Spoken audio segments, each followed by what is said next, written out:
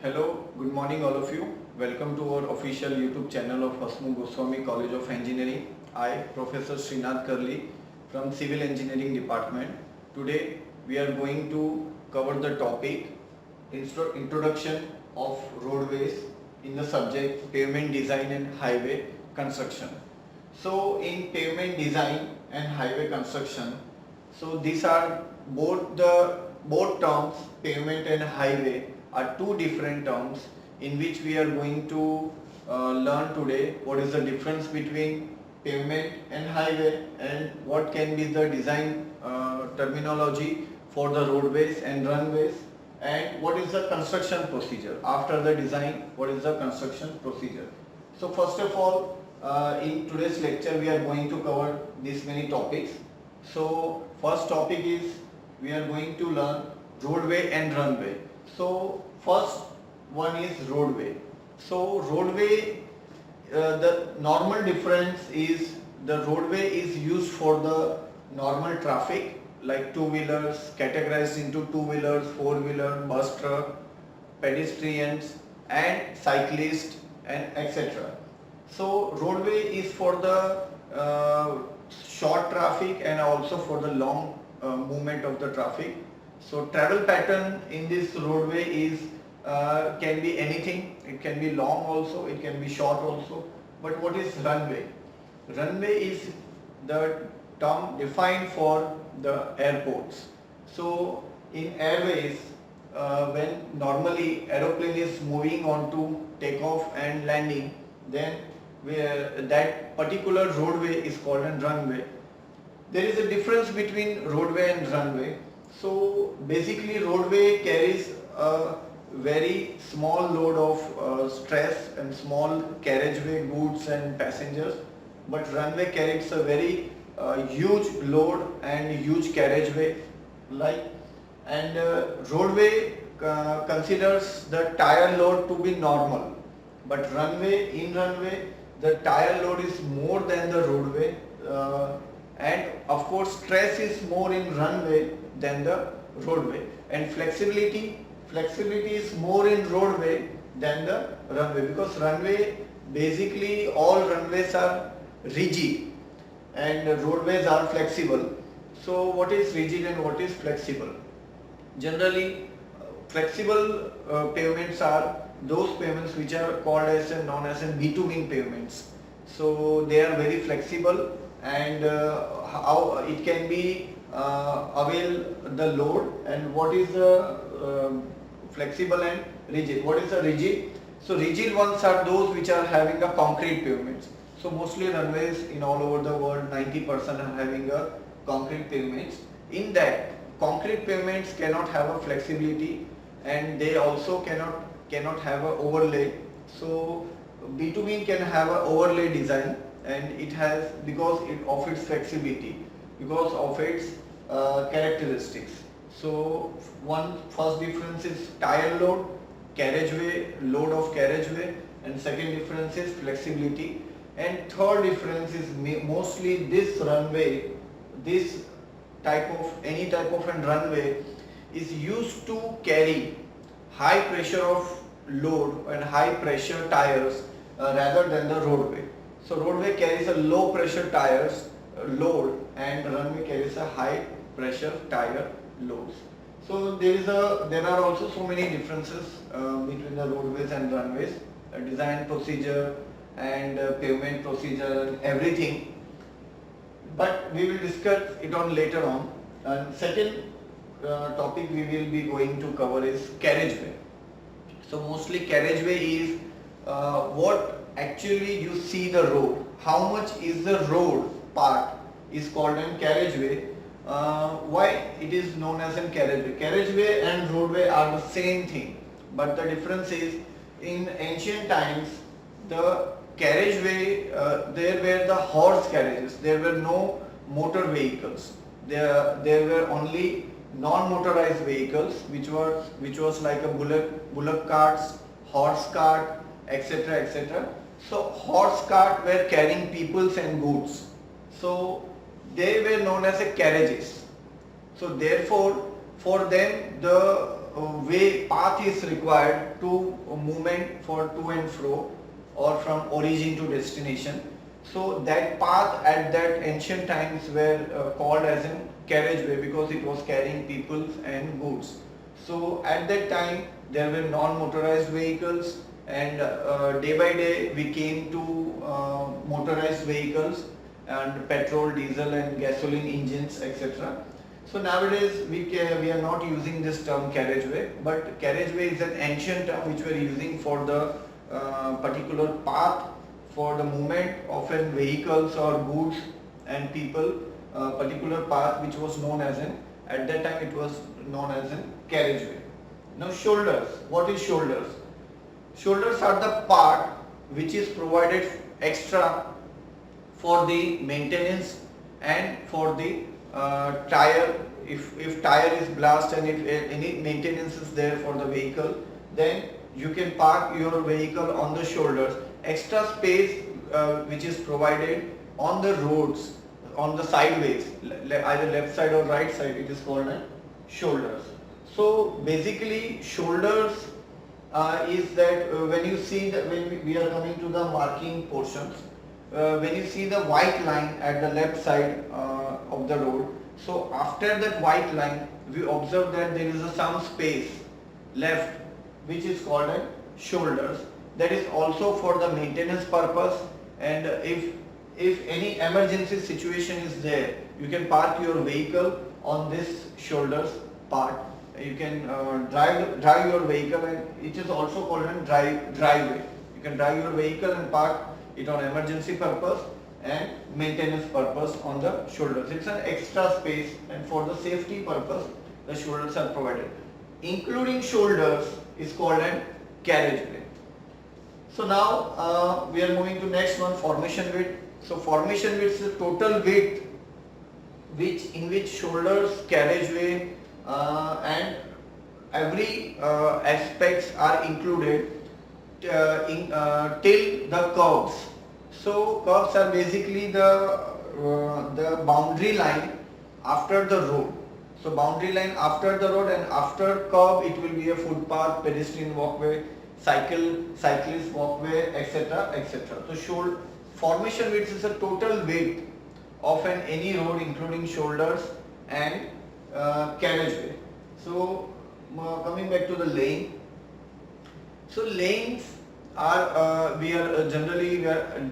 roads are divided into two parts actually, urban roads and highways. So what are the types of highways? When we see that types of highways, we observe that first one is expressway, second one is national highway, state highway, major district road, other district road and village roads. These are the types of highways categorized, and also there is one of the category which is called an urban roads. So urban road is also categorized into four types: arterial road, subarterial road, major collector street and local street.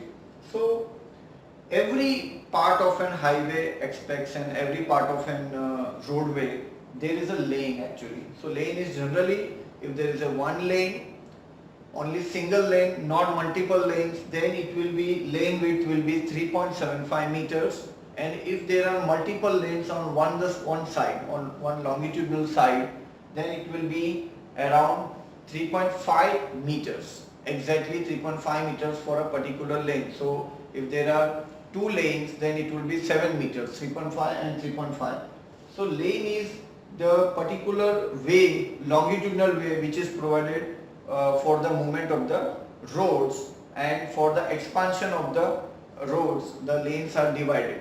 So that division is called a lane, single lane. So single lane width should be 3.5 meters in case of there is a multiple lanes. Now coming back to drainage. So drainage is a very important part.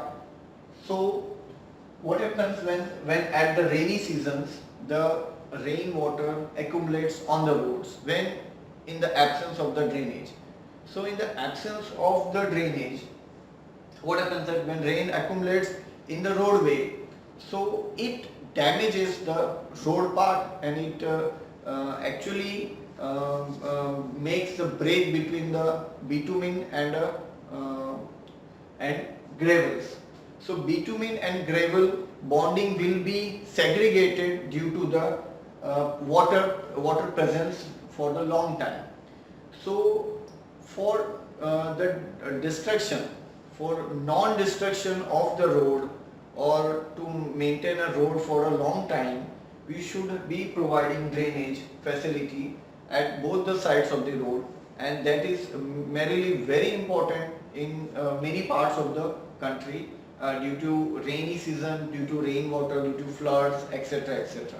So that the roads could not be damaged for a longer time. So drainage is so important part we will be covering on the next introduction session. Now ROW. ROW is right of way. So right of way is the total land which is acquired by the government. So total land when we calculate wall to wall distance between the roads, so it's a width actually. The total width which is acquired by the government is called an ROW.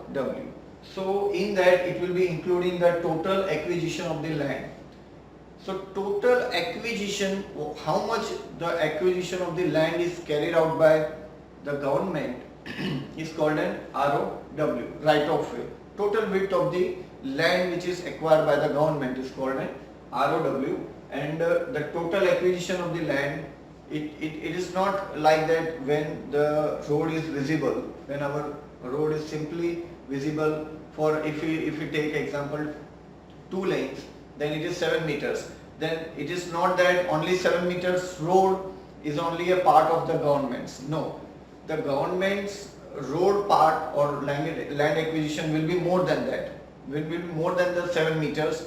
Either it will be left side or right side. Both the sideways.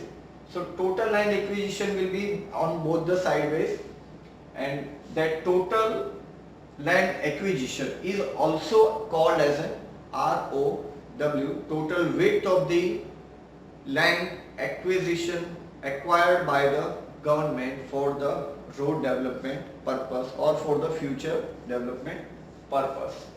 So now coming back to the next topic, camber. Camber is a kind of a slope provided on the roads to drain the water immediately, to drain any type of water immediately. There are 3 types of cambers: sloped camber, parabolic camber and composite camber. So what happens when there is a camber provided? So the drain water or any type of water which is actually we can say as a flood water, which cannot accumulate on the road.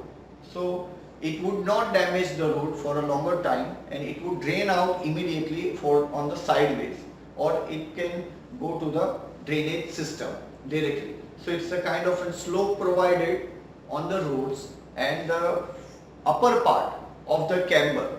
So likewise this slope is provided. A slope can be, I have said you, there are 3 types of cambers provided: slope, parabolic and composite. Composite means a mix of the both slope and parabolic. So the upper portion of the camber is called a crown. The highest portion of the camber is called a crown. And now we are going to markings. Markings are very essential part of the roads. So by markings we can visualize the roads, and we can have a good idea about what is the characteristics of the road and what the markings are going to explain us. So exactly marking means something. So markings are like they are having a white line on the road, dotted line on the road. There may be some signboards also. So what is the meaning of that?